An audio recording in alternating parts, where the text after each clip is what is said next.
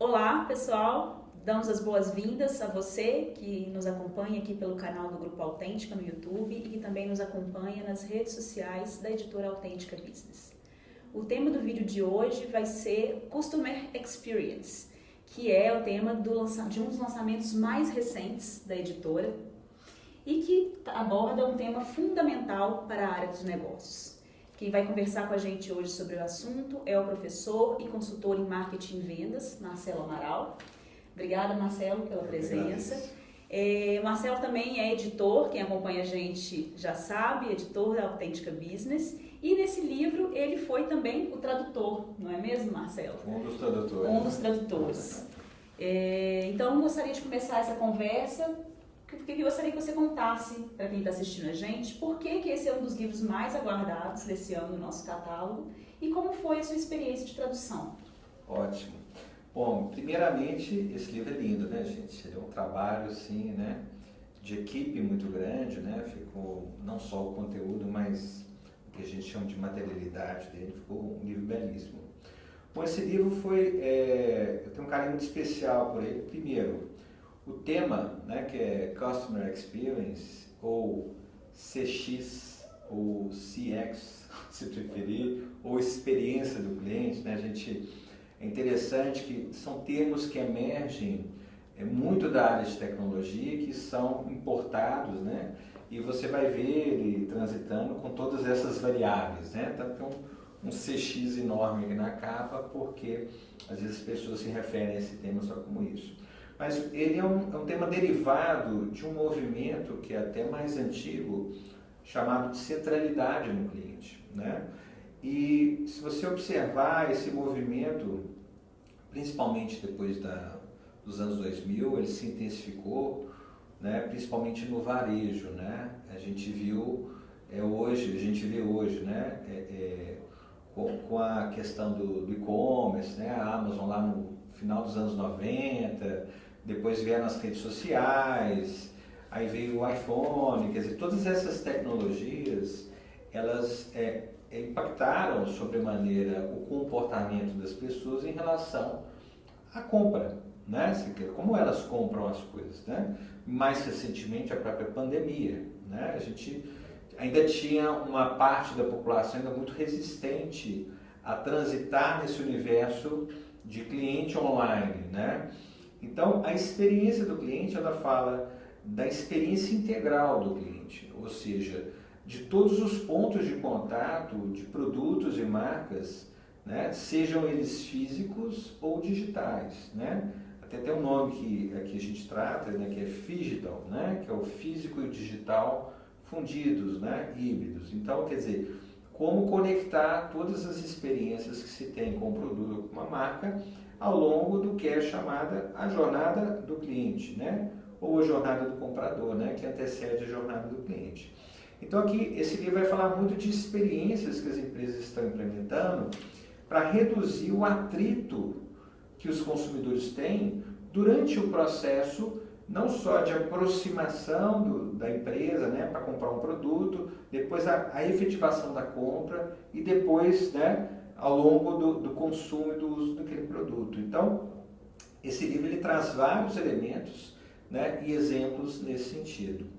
Agora, em relação à tradução, para mim foi assim, a realização de um sonho, porque quando eu vi esse livro aqui, ele foi escrito pelo Martin Newman, mas tem uma participação muito grande do Malcolm McDonald. O Malcolm McDonald é uma espécie do Kotler britânico, né? Você não ouviu falando isso, não vai gostar não, né? Mas assim, ele é um monstro do marketing, né? O Malcolm McDonald tem vários livros publicados, é um acadêmico fantástico, e o Martin Newman é um cara assim, de ponta na área de Customer Experience, talvez um dos principais consultores e autores nessa área, professor também e tal, etc. Então, assim, foi uma alegria muito grande traduzir, né, esse livro e uma experiência desafiadora, porque esses temas mais atuais de marketing, eles têm muito esse viés do uso dos estrangeirismos, né, na tradução. Então, a gente tem horas que a gente traduz, tem horas que a gente põe em português e explica em inglês dentro de um parêntese, ou faz o contrário, porque eu estou sempre pensando na tradução, na recepção, né, que a gente chama, na recepção do leitor, né? Então, a gente tenta fazer de uma forma que o leitor compreenda, mas ele entenda aquilo como tenha sido bem traduzido, né? Então, assim, de trazer um texto fluido, de trazer um texto agradável de se ler, que pareça que tenha sido escrito em português, né? Ou seja, eu considero um livro bem traduzido quando a gente lê em português e tem a impressão de que foi um autor brasileiro que escreveu, né? Esse é o desafio. Com um tema que é permeado por estrangeirismos, isso é mais difícil, né? Mas eu acredito, né, que o trabalho, né, que eu e a Maíra fizemos, né, que é a outra tradutora que trabalha comigo nesse livro, tem ficado bastante interessante. E um trabalho, como você destacou no princípio, muito bonito, editorialmente falando também, sim, né? Assim, né? todo Uma capa o trabalho. linda, um design aqui, né? O Diogo, nosso artista, né? Que desenvolveu essa capa, usou aqui, né? Todo um grafismo para o CX aqui aparecer, a gente usa um hot stamping aqui, enfim, ficou um livro maravilhoso. E a diagramação, né? O projeto gráfico dele também é fantástico, né? Um trabalho aí de muitas mãos para ter um produto não só com conteúdo de primeira, né, categoria, uma coisa que realmente vai agregar para quem atua na área, quem lida com o cliente, seja você de marketing, de vendas ou até da estratégia da empresa. Então, esse é um livro para o CEO também da empresa, para um diretor, né, para o empreendedor, aquele que está montando ali a startup dele. Enfim, é um livro que atende vários públicos, né, mas é um livro também, né, assim, bonito, gostoso de se ler, fluido, tem muitos casos, muitos exemplos, né, tabelas, gráficos, então é um livro delicioso, né, de ler, né, e que vai trazer um conhecimento muito grande para quem, né, tiver contato aqui com esse produto. Parabéns pelo livro. Agora, trazendo um pouquinho de volta o assunto do cliente, que é Sim. o assunto que movimenta bastante, né, Marcelo, o nosso catálogo. Você acha que as empresas elas já estão, de uma forma geral, elas já estão realmente atentas para a importância dessa figura no universo dos negócios e para o sucesso, né, da sua própria empresa? Tem aquela máxima, né, que o sapo só pula, né, quando a dor de ficar é maior do que a de se mover, né? Eu acredito que tem alguns setores, como o varejo, por exemplo, que já se movimentaram, porque quem não se movimentou já morreu, né? Então, eu diria que quando a gente fala em novas tecnologias e processos de gestão, tem alguns setores que são mais ligados, fazem um movimento primeiro, né? Os bancos, por exemplo, são um dos primeiros nessa cadeia de varejo a fazer esse movimento. Então, você vai ver que os bancos são os primeiros a lançar aplicativos, foram os primeiros a usarem chatbots para WhatsApp, em que você tem mais serviços, né, ligados à experiência do cliente. Mesmo que você não goste eventualmente da experiência, mas os bancos são muito ativos nisso, né? Se a gente pegar alguns setores, né, se você pegar inclusive no nosso segmento, as livrarias de rua, qual que é a grande dificuldade das livrarias de rua hoje, né, para uma boa parte delas? Né, diante da emergência de empresas de marketplace como a Amazon, ou mesmo o Mercado Livre, algumas ficaram ali presas, né, naquela esperança de que isso não fosse vingar. E vingou. Né? Então você tem algumas livrarias que se tornaram híbridas, quer dizer, elas estão no universo físico, mas também estão no universo online, e eu acredito que essa seja a configuração que vai prevalecer, né? Prova disso que a própria Amazon vem abrindo livrarias, né? Ainda como um projeto piloto, em Seattle e tal, mas a Barnes & Noble tem crescido, né, nos Estados Unidos, abrindo lojas, mas muito forte no digital também, né? Então, eu vejo que alguns setores, que é o caso das livrarias, muitas se fecharam porque não entenderam que não é um movimento de livraria, é um movimento do varejo. O consumidor quer consumir, né, de uma forma que hoje a gente chama de omnichannel, em vários canais. Então, se eu estou indo para o trabalho, eu quero comprar um livro e no caminho pegar num ponto de coleta. Eu quero comprar online e receber em casa. eu quero poder comprar na livraria física. Então, eu pego por nós, né? Eu compro livro em qualquer lugar, né? Qualquer lugar que tiver livro, eu compro. Né? Eu compro online, eu compro livro digital, eu compro livro físico, eu compro na livraria, eu compro na Amazon, eu compro, aí dependendo do assunto, né? Livros mais da área de ciências humanas, eu compro na Quixote, com a livraria aqui em Belo Horizonte, porque você tem um livreiro, né? Você tem aquele livreiro que vai te instruir, vai te orientar, falar das novidades, você tem uma curadoria, né? Agora, se eu estou procurando um livro que eu já conheço, aí eu vou lá no online e já busco. Então, um universo, são universos que se complementam, né? Então, o que eu vejo é que essa questão, né, da centralidade no cliente, de trabalhar a experiência do cliente, ela vingou mais em alguns setores que foram os que sofreram antecipadamente esse impacto, ou seja, né? Então os bancos foram um, se você pegar restaurantes, né, também a experiência, né, você vai reservar uma coisa, se você pegar, né, você lembra das locadoras, né, de vídeo, terrível, quanto você já gastou de multa, ter que ir lá devolver o filme, quer dizer, você percebe, ou seja, no streaming hoje, né, quer dizer, você vê ali o filme que você quer, a hora que você quer, você tem que devolver com um custo muito menor. Então, assim, a experiência do cliente é o que faz com que você não só atraia mais clientes, ou também perca, né, aqueles clientes que, se você tiver alguém competindo com você que proporciona uma experiência melhor, sem atrito, né? Então, às vezes, você, por exemplo, você vai alugar um carro, tem agora os carros por assinatura, né? Eu tenho um carro por assinatura, eu não tenho mais carro, né, comprado. Então, eu acabei assinando um carro de uma marca que eu nunca tive, que eu não compraria, né?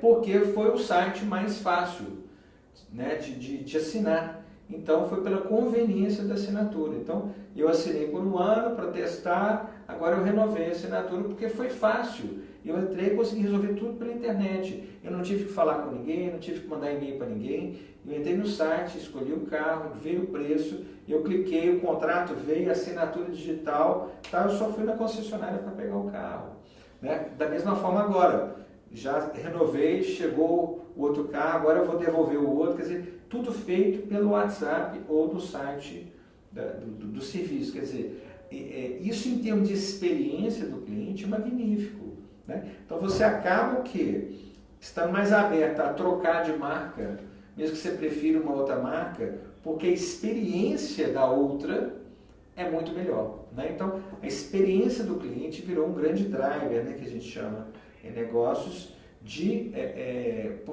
catalisar, né, novos clientes e mantê-los. E como você acha, Marcelo, pensando que as empresas já estão mais atentas a esse movimento, a essa figura que é o cliente, como elas podem desenvolver inovações dentro da área de atendimento para se destacar no mercado, uma vez que a competitividade está alta, sim, não é? Sim. Para alcançar a satisfação do cliente. O que é preciso que as empresas observem? A que elas devem estar atentas?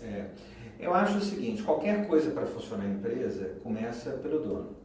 O dono tem que querer, né? Então, pode ser que um executivo ali, alguém da empresa, levante a mão, vamos falar sobre isso, e aí começa o assunto.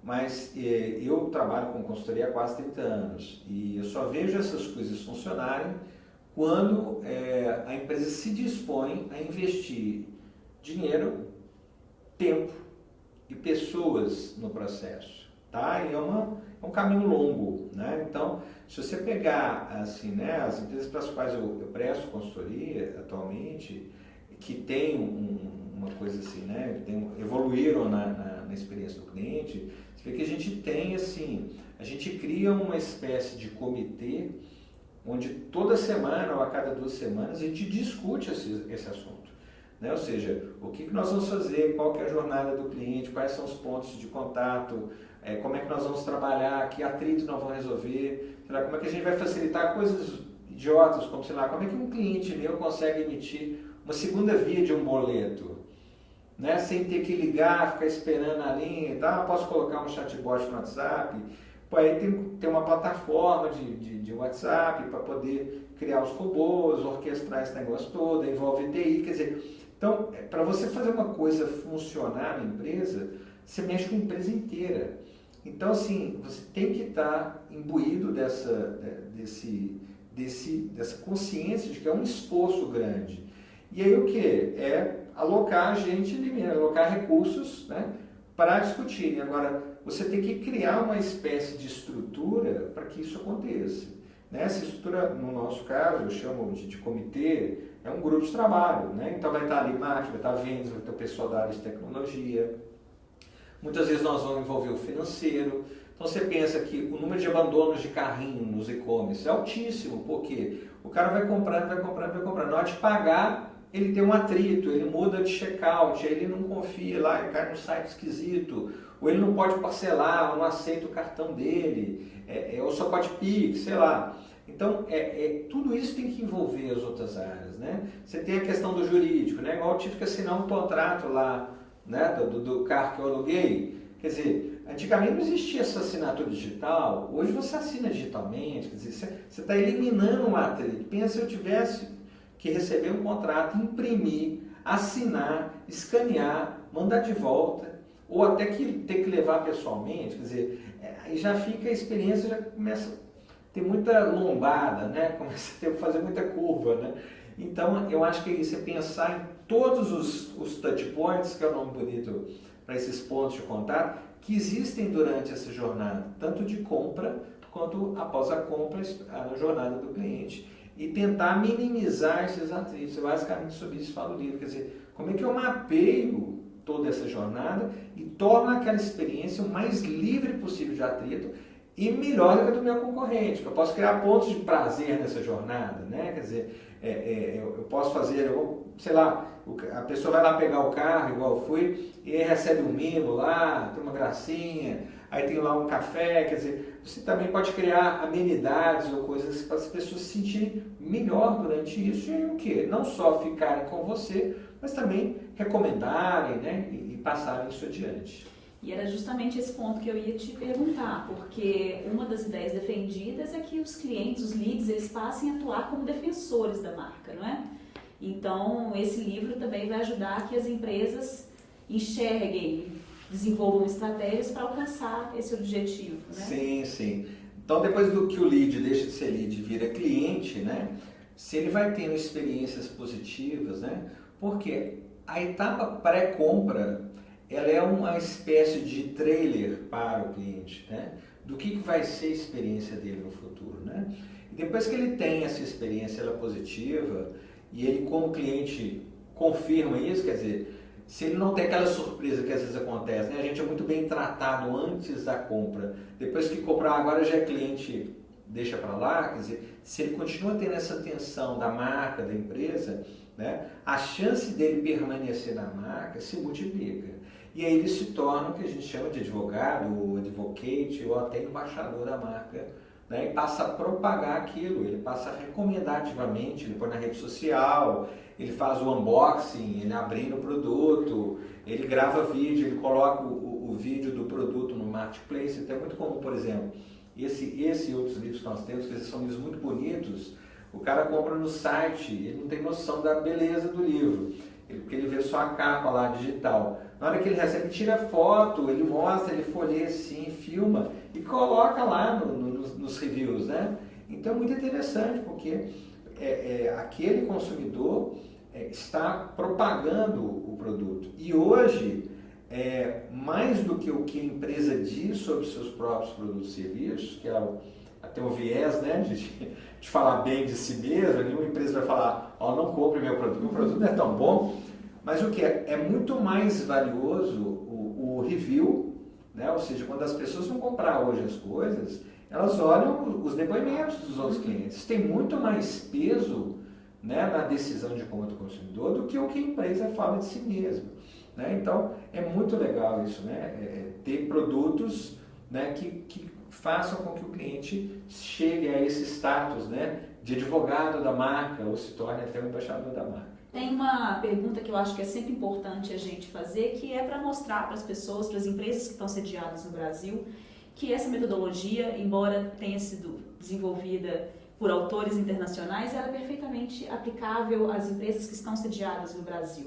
Queria que você falasse um pouco sobre isso. Na verdade é o seguinte, a metodologia ela tem que sempre ser aplicada com muito critério, porque quando eu falo em analisar a jornada do cliente, quer dizer, você analisa a jornada da mesma forma em qualquer lugar do mundo, né?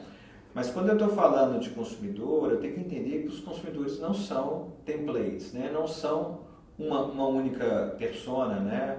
Não tem uma única característica. Então eu sempre tenho que estar atento às preferências. Então, por exemplo, né, quando eu estou falando de países diferentes, eu tenho que entender, por exemplo, que se eu pegar o mercado americano ou mesmo canadense, lá impera o autosserviço. Então você entra nas lojas de varejo, você não tem ninguém te atendendo, né? Você vai a uma farmácia, ninguém te aborda, você tem às vezes uma pessoa no caixa lá, tem os caixas, e tem uma outra pessoa na parte de medicamentos, né? A parte dos produtos ali é totalmente de autosserviço. Isso é a expectativa desse consumidor lá, não espera que ninguém o aborde. Agora você vai aqui, né? Nós estamos em Minas, né? Você vai numa drogaria Araújo, ou você vai em qualquer outro lugar, quer dizer, ao entrar né, nesse tipo de estabelecimento aqui, você já é abordado por alguém para te atender, né? Então, eu sempre tenho que estar atento ao que é chamado no marketing de localização, ou seja, o que faz sentido, o que é bom atendimento naquele lugar, tá? Então, em alguns lugares existe essa expectativa, ou seja, o cliente espera que alguém o ajude na escolha do produto, encontrar o produto na prateleira, o auxilie em alguma coisa e tal. Em outros lugares não, ele vai achar até estranho se alguém for atendê-lo. Então, quando a gente está falando de experiência do cliente, nós temos que nos atentar não só para a questão da nacionalidade, mas outras questões que são de segmento, né? Então, por exemplo, se você está indo sei lá, por uma companhia aérea, você comprou uma passagem de baixíssimo custo, você não espera um serviço de primeira classe. Agora, se você comprou um serviço de primeira classe, você espera um serviço de primeira classe, né? E o que acontece, onde há a frustração do consumidor, é quando o que ele adquire está em descompasso com a expectativa, né? O que ele verifica na prática, né? Inclusive é o conceito de satisfação, quando a expectativa não é compatível com a percepção que ele tem após o consumo ou uso daquele serviço, ou mesmo durante, né? Porque às vezes a empresa é muito boa de propagar, né? de publicidade, faz né? Pinta um serviço premium, aquela coisa bacana, na hora da experiência real aquilo não é compatível. Então a gente sempre tem que ter cuidado que a adequação, o que é uma experiência boa para aquele tipo de cliente, seja por conta da nacionalidade, por conta da região, né, que você tem certos hábitos. Então, teve coisas que não aconteceram aqui no Brasil, que não vingaram, por exemplo. Você não tem frentista abastecendo carro nos Estados Unidos ou no Canadá, né? Você tem que descer do carro, abastecer, né, sujar a sua mão de gasolina e ainda ir lá dentro pagar, né, dentro do caixa.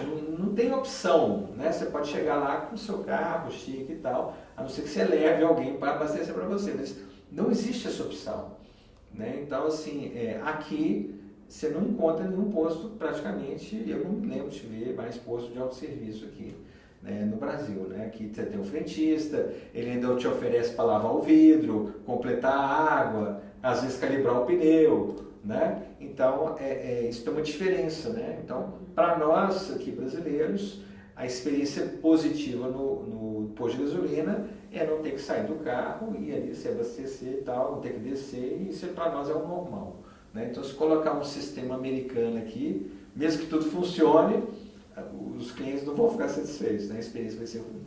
Sem dúvida. Marcelo, para encerrar então, papum, quais são os principais ganhos para as empresas que, né, refazendo? Marcelo, então, para encerrar, papum, quais são os principais ganhos que esse livro pode trazer para as empresas? Eu acho que os profissionais, né, que lidam normalmente com isso, que são ali os profissionais ligados a marketing, vendas, né, atendimento, a empresa vai ganhar muito em satisfação do cliente. Né? Então ela vai conseguir não só melhorar a experiência antes, né, da compra, quer dizer, a jornada do comprador, quer dizer, então isso aumenta as chances de conversão de leads em clientes, isso aumenta, né, vamos dizer assim, a atratividade da marca ou do produto dela, tá? E vai aumentar também a retenção, né? Ou seja, vai reduzir o churn, né, que é a evasão de clientes da marca, né? E o que? Você vai criando uma legião de fãs, né? Uma legião de advogados da sua marca, da sua empresa. Quer dizer, isso vai trazer, no final das contas, mais receita, né? Mais margem, né? Eventualmente, que é o que acontece para você perceber com a Apple, que é o ícone disso. Quer dizer, acho que hoje talvez seja a marca mais valiosa do mundo, quer dizer, com a rentabilidade absurda, né? Por conta dessa experiência de marca que ela proporciona aos seus consumidores. Maravilha. Marcelo, obrigada por essa conversa. Obrigado. Obrigada a você também que assistiu a gente. Te convido a assistir as outras entrevistas que nós fizemos, que estão disponíveis aqui no nosso canal do YouTube.